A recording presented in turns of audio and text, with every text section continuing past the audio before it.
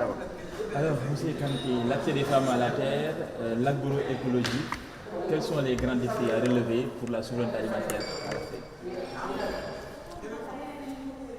Un continent qui compte quelque 70% de sa population composée de femmes et de jeunes ne peut développer aucune politique qui puisse être durable si ces catégories de personnes et d'acteurs, de citoyens ne sont pas pris en charge. Toute politique qui se veut durable doit absolument veiller à ce que ces acteurs que vous avez cités puissent être au cœur, au centre de la formulation de ces politiques. Et ici, avec l'Alliance pour la souveraineté alimentaire en Afrique, AFSA, on est en train de développer le plan stratégique du groupe de travail Terre et agroécologie. Et alors, quelques enseignements qui sortent des réflexions et de la planification stratégique, c'est l'infertilité de nos sols est poussée par le fait que ceux qui utilisent les terres ne se sentent pas sécurisés sur les terres. Vous ne pouvez espérer d'aucun paysan, d'aucune paysanne, qu'elle s'occupe de régénérer le sol si elle ne sait pas, si elle n'est pas assurée, cette personne, que demain, cette terre lui restera encore entre les mains. Personne ne va investir dans une terre en se disant les investisseurs vont venir me prendre la terre demain. Donc la première question fondamentale, c'est d'assurer la sécurité foncière des femmes, des jeunes, sur les terres sur lesquelles ils sont en train de travailler.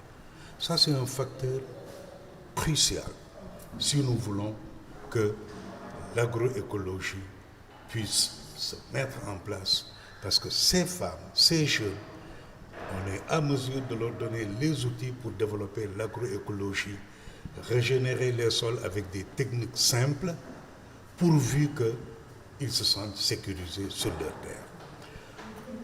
Aujourd'hui, le Sénégal importe entre 400 et 600 milliards de francs CFA de produits alimentaires qui peuvent être produits localement.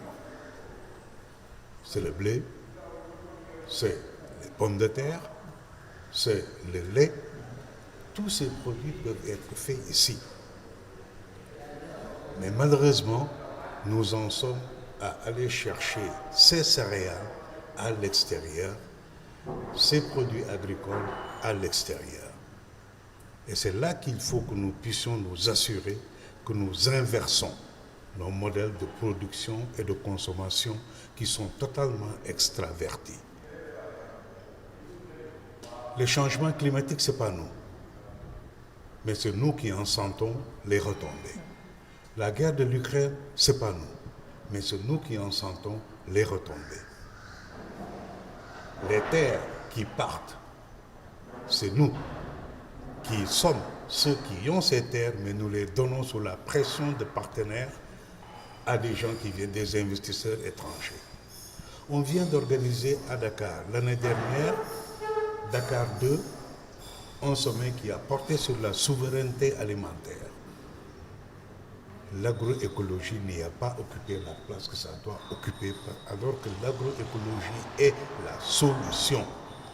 Les fausses solutions qui nous sont proposées, la monoculture sur des milliers d'hectares, l'utilisation à forte échelle de produits, d'intrants chimiques, des pesticides, ne font que rendre les terres encore moins fertiles. Nos partenaires, les femmes, des groupes comme Nous sommes la solution, qui travaillent sur des solutions pratiques sur le terrain, il suffit qu'on leur tende l'oreille, il suffit qu'on les écoute pour qu'ils puissent dire voilà comment nous faisons, voilà comment nous avons augmenté nos capacités, mais nous avons besoin de ABCD, de la formation, nous avons besoin d'intrants, nous avons besoin de pouvoir communiquer, nous avons besoin de renforcement de capacités, que les communautés puissent être informées et nous accompagner. Alors, nous aurons peut-être la solution. Et c'est ces points qui sont en train de sortir de cette session de AFSA une planification stratégique pour voir les 3 prochaines années, qu'est-ce que AFSA devra faire, les groupes membres de AFSA devront faire pour lier le développement de notre agriculture de manière durable et l'agroécologie. Monsieur Kanouté, j'allais dire, pourquoi cette approche terre-agroécologie? Il faut lier ces deux. Les terres sont en train de perdre leur fertilité. Qu'est-ce qu'on nous propose? C'est des intrants chimiques, c'est des produits chimiques, c'est des pesticides. Nous, on est en train de dire, il y a une solution alternative qui est plus durable, qui permettra de régénérer les sols. Et c'est ce que font les femmes. Vous allez dans les Niayes, vous allez à Bayar, Darou Khoudoss, c'est ce que font les femmes. Elles sont en train de régénérer le sol à partir de pratiques agroécologiques. C'est quoi? C'est l'utilisation en même temps de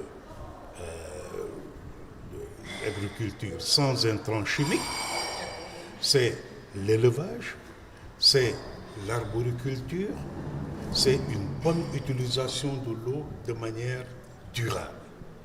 Ça, nous le pouvons. En Afrique, nous avons des terres, nous avons des jeunes, et nous avons le soleil, nous avons de l'eau.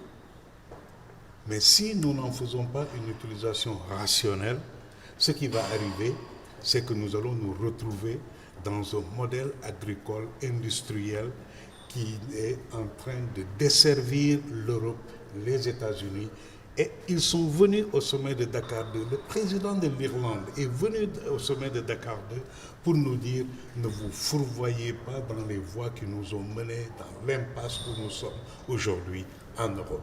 Vous avez encore les terres, vous avez encore de l'eau, vous avez les jeunes, vous avez le soleil. Choisissez l'agroécologie. Est-ce que le message a été entendu? Alors,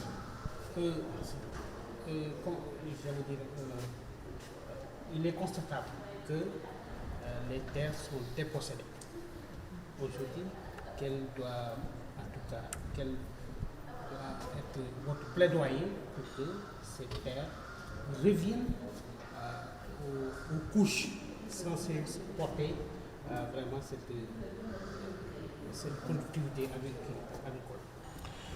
C'est lors de la synthèse, c'est le premier point qui est sorti. L'insécurité foncière ne favorise pas l'agroécologie et la régénération des terres. Donc, le plaidoyer doit d'abord porter à la lutte contre l'accaparement des terres.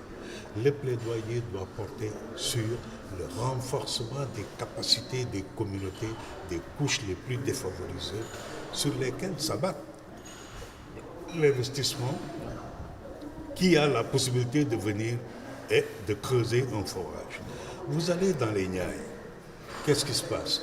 Vous avez des communautés comme celle de l'Indeng qui facilement peuvent être dépossédés de leurs terres parce qu'il se peut qu'ils n'aient pas accès à l'eau. Les forages, il faut un investissement pour pouvoir y accéder. Les séances sont en train de se dessécher. Donc, ils sont branchés sur l'eau de la Société des eaux, mais ça coûte cher. Il y a un quota qui leur est donné, il suffit qu'ils dépassent ce quota-là pour se retrouver avec une production qui ne sera pas compétitive. Ils ne pourront pas être sur le marché parce que le coût de l'eau va être excessif. Et c'est donc là qu'il faut qu'on puisse investir dans des techniques, des pratiques agroécologiques qui font une utilisation rationnelle de l'eau, qui donnent de la force aux communautés en les rassurant qu'elles peuvent investir pour régénérer les sols sur lesquels elles sont en train de travailler. Tant qu'on ne les rassure pas que ces terres peuvent les servir leurs enfants, servir les prochaines générations, elles ne vont pas investir pour régénérer les sols. Elles vont quitter parce qu'elles n'ont pas d'eau. Elles vont aller chercher du travail ailleurs et c'est peut-être en Europe.